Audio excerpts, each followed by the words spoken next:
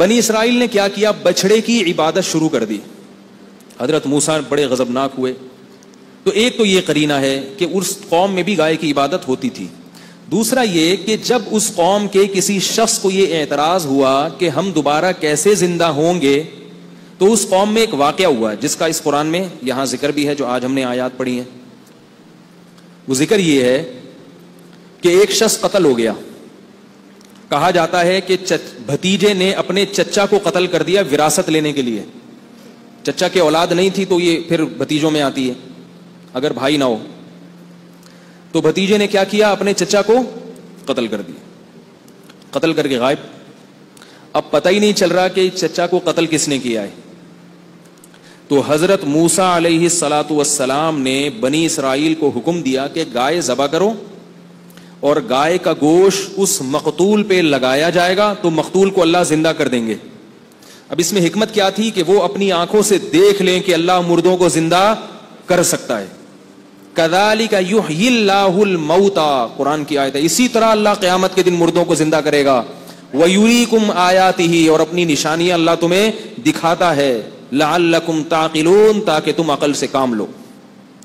اب دیکھو اللہ تعالی مردے کو زندہ کرنے کے لیے کوئی اور طریقہ بھی تو استعمال کر سکتے تھے. گائے کو کاٹنے کا حکم کیوں دیا؟ بہت مشکل ہے سمجھانا. کیوں دیا حکم؟ بنی اسرائیل کے دلوں سے گائے کا تقدس اور عظمت نکل جائے, کیونکہ انہوں نے گائے کی عبادت تو چھوڑ دی تھی لیکن توہم پرستی کی دنیا سے نہیں نکلے تھے. جیسے میرے بیانات سننے والے عاملوں کے خلاف سن کے عقیدہ مضبوط ہو جاتا ہے, مگر پھر بھی دل میں کچھ کالا کالا رہتا ہے کہ کہیں کوئی کچھ کر نہ دے ہمارے اوپر. تو اس توہم پرستی کا علاج یہ ہے کہ جیسے اللہ نے بنی اسرائیل سے کہا کاٹو اس گائے کو, دیکھو کچھ بھی نہیں ہوگا, کاٹو اپنے ہاتھوں سے کاٹو. تو اسی طرح میں یہ کہتا ہوں کہ عاملوں کے خلاف صبح و شام بولا کرو, عاملوں کو جا کے بولا کرو کہ تمہارے پاس جتنے جن ہیں, چڑیل ہیں اور روحانی ٹوٹکے تمہیں جادو منتر آتے ہیں, میں بیٹھا ہوا ہوں, سارے تعویذ مجھے دو, میں اپنے شلوار کے نیفے میں رکھوں گا, اگر میرا ایک بال بھی خراب ہو گیا تو میرا نام بدل دینا. یہ کام جب تک نہیں کرو گے تو آپ کے اندر عاملوں کے خلاف کانفیڈنس پیدا نہیں ہوگا. فضول میں توہم پرستی میں ڈرتے رہو گے ان پاگلوں اور احمقوں سے. اور عامل چاہے دیوبندی ہو, چاہے بریلوی ہو, چاہے کسی بزرگ کا خلیفہ ہو, چاہے بزرگ ہو, چاہے تبلیغی ہو, چاہے جہادی ہو, چاہے خانقاہ میں بیٹھا ہو, چاہے اس کے ہاتھ سے لوگوں کو فائدہ ہو رہا ہو, نقصان ہو رہا ہو, سب ایک جیسے ہوتے ہیں. البتہ دو قسمیں ہیں ان کی, کچھ جان کر الو بناتے ہیں, کچھ جان کر یہ کام نہیں کر رہے, واقعتاً نیک ہوتے ہیں مگر عملیات کر کر کے بیچارے بیوقوف بن چکے ہوتے ہیں, ان کا دماغی توازن خراب ہو چکا ہوتا ہے, خود ان کی سیٹنگ آؤٹ ہوتی ہے, وہ سمجھتے ہیں کہ اس پر جن ہے, حالانکہ اس پر جن نہیں ہوتا, ان کے عملیات کر کر کے اپنا دماغ خراب ہو چکا ہوتا ہے. نیک ہوتے ہیں بعض لوگ ان میں, نئے لوگ آئے ہوئے ہیں, ذرا جلدی سے تھوڑا سا کرنے, تو بہت دن ہو گئے نہیں بولا بھائی, بہت دن ہو گئے یار. آپ لوگ پھر بولتے یار مولوی صاحب پھر عاملوں بھی شروع ہو جاتے, تھوڑا سا بولنے دو. بعض ان میں واقعتاً نیک ہوتے ہیں, یاد رکھو, میں یہ نہیں کہہ رہا سارے فراڈی ہوتے ہیں, نیک ہوتے ہیں, مگر وہ جو فلیتے پلیتے پڑتے ہیں نا بیٹھ کے عملیات اور چلے ولے, اس سے کیا ہوتا ہے دماغی سیٹنگ آؤٹ. میں نے ان میں نیک تو دیکھے ہیں مگر کوئی بھی نارمل نہیں دیکھا, سارے اب نارمل دیکھے ہیں, سب اب نارمل ہوتے ہیں. خیر اتنا کافی ہے آج کے لیے, باقی 27ویں رات کو انشاءاللہ. اچھا چلیں آگے. تو بنی اسرائیل کو اللہ نے کیا حکم دیا کہ گائے کو کاٹو تاکہ تمہارے دلوں سے یہ تقدس نکلے. بھائی جب یہ خدا نہیں ہے تو جیسے دوسرے جانور ہیں, بکری کو کاٹ کے کھاتے ہو اور مرغی کاٹتے ہو صبح شام, اس پر کوئی اللہ کا عذاب آتا ہے؟ کتنی چکن ہے, فارمی چکن روزانہ کروڑوں کے حساب سے کٹ رہی ہیں, حالانکہ مرغی بھی تو انڈا دیتی ہے. گائے اگر دودھ دیتی ہے تو مرغی بھی کیا کرتی ہے, انڈا دیتی ہے. انڈے کی ویلیو دودھ سے کم نہیں ہے. انڈے میں جو کولیسٹرول ہوتا ہے نا وہ صحت کے لیے بڑا مفید ہے. روزانہ نہار منہ 2 انڈے صبح ابلے ہوئے اپنے خرچے پہ کھایا کریں. اس لیے اپنے خرچے میں لگاتا ہوں کہ میں واضح مشورہ دیتا ہوں تو لوگ پھر وہ کہتے ہیں کہ اتنے پیسے کہاں سے لائیں. تو دیکھو تقدس نکلنا چاہیے دل سے. ایسی چیزوں کا پیلیا ہے نا, پیلیا ہوا ہے کسی کو, جھاڑ پھونک مت کرو اس کا. سورہ فلق سورہ ناس پڑھ دینا, آیت الکرسی پڑھ دینا, وہ تو ٹھیک ہے, تو سنت سے ثابت ہے. آیت الکرسی پڑھ کے پھونک لگانا, یہ جھڑواتے ہیں نا جا کے, چھوڑ دو, یہ دماغ سے نکالو, یہ سوائے وسوسے کے کچھ بھی نہیں ہے. انگریزوں کا پیلیا کیسے اتر جاتا ہے, سعودی عرب میں پیلیا کیسے اتر جاتا ہے؟ لوگ کہتے ہیں ہمارے یہاں پیلیا نہیں اترتا تب تک جھڑوایا نہ جائے. سب بیوقوف بنانے والی باتیں. تو اللہ تعالیٰ نے بنی اسرائیل کو حکم دیا گائے ذبح کرو. اب وہ نہ سٹ پٹائے, گائے ذبح کرو بھائی. جیسے ہمارے یہاں کہتے ہیں نا پیلیاں نہیں جھاڑنا. اب آپ 3 دن تک تو آپ کو میرا بیان یاد آئے گا, لیکن بچہ جب ٹھیک نہیں ہوگا پھر آئے گا یار ٹرائی کرنے میں کیا جا رہا ہے. ٹھیک ہے نا, ٹرائی کرنے میں کیا جا رہا ہے. جس آدمی میں اللہ پہ توکل نہیں ہے نا, ایک بات خوب کان کھول کے سن لیں, جس میں اللہ پر اعتماد نہیں, توکل نہیں, اس کا سب سے پہلا عذاب پتہ ہے کیا آتا ہے دنیا میں؟ اللہ دل کا سکون چھین لیتے ہیں. سب سے پہلا عذاب یہ آتا ہے. جس کو اللہ سے ہونے کا اور غیر اللہ سے نہ ہونے کا یقین نہ ہو تو اس کا سب سے پہلا عذاب کیا آتا ہے؟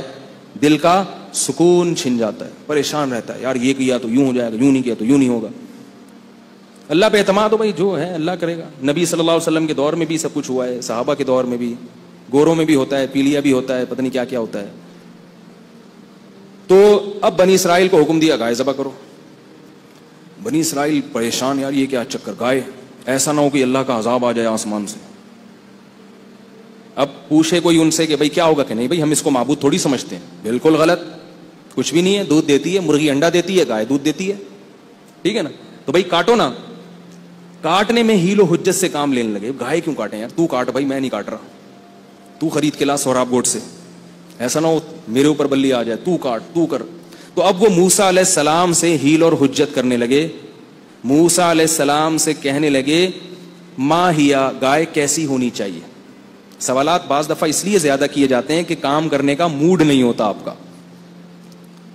موسیٰ علیہ السلام نے کہا لا فارض ولا بکر, گائے جو ہے نہ تو بہت بچی ہو اور نہ بوڑھی ہو, بالکل درمیانی گائے.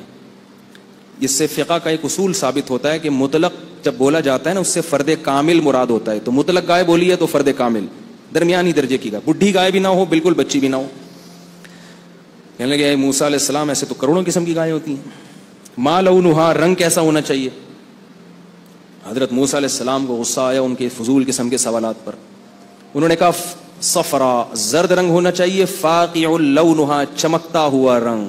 جب تمہیں خود اپنے اوپر مصیبتیں مسلط کر رہے ہو, قیدیں لگا رہے ہو, تو پھر اب لگیں گی قیدیں.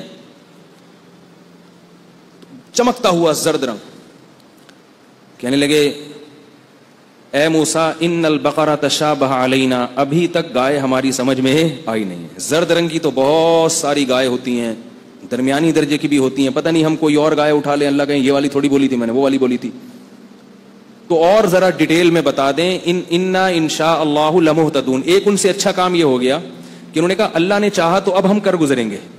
نبی صلی اللہ علیہ وسلم نے فرمایا اگر وہ انشاء اللہ نہیں کہتے تو تیسرے سوال کے بعد بھی یہ کام نہیں کرتے. تیسرے سوال کے بعد بھی یہ کام نہیں کرتے. یہ انشاءاللہ کی برکت تھی. تو موسیٰ علیہ السلام نے پھر مزید ڈیٹیل بتائی. بالآخر انہوں نے گائے کو ذبح کیا. اللہ نے حکم دیا کہ اس گائے کا گوشت کا ایک حصہ مقتول پہ ڈالا جائے. مقتول کے لگایا گیا, مقتول زندہ ہو گیا اور اس نے اٹھ کے قاتل کا نام بتایا اور دوبارہ مر گیا ہوا. یہ اللہ تعالیٰ نے اپنی قدرت کا ایک نمونہ بنی اسرائیل کو دکھایا. تو میں یہ عرض کر رہا تھا کہ جیسے اللہ تعالیٰ دنیا میں اپنی نشانیاں دکھا دیتے ہیں بعض دفعہ تاکہ اور اطمینان آ جائے, غیب کی بات غیب کی نہ رہے, اسی طرح اللہ نے حضرت ابراہیم علیہ السلام کو بھی دکھایا کہ کیسے اللہ نے مردوں کو زندہ کیا ہے. وہ مشہور واقعہ ہے, میں اس طرف نہیں جاتا, بات لمبی ہو جائے گی. تو یاد رکھو, ہمیں یقین ہے, ایمان ہے کہ یہ قرآن نبی صلی اللہ علیہ وسلم پر نازل کردہ کتاب تھی اور اس میں تحریف نہیں ہوئی ہے, لیکن کچھ ایسے باتیں ہیں جس سے اور اطمینان آپ کو نصیب ہو جائے گا اور قرآن سے محبت اور زیادہ بڑھ جائے گی.